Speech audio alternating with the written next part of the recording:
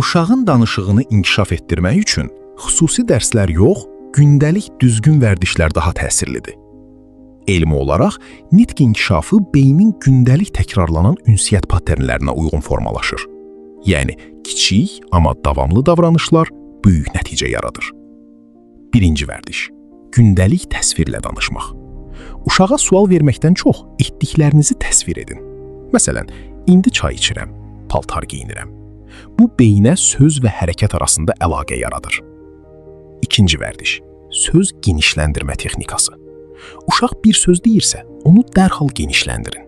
Məsələn, uşaq pişik deyirsə, siz bəli, ağ pişik qaçır deyin.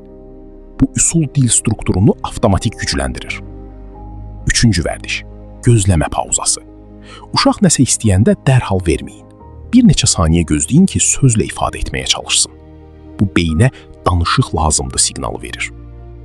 Ən vacib elmi fakt budur. Uşağın beyni təkrarı sevir. Yəni, bu 3 sadə vərdiş hər gün təkrarlanarsa, dil inkişafı təbii şəkildə sürətlənir.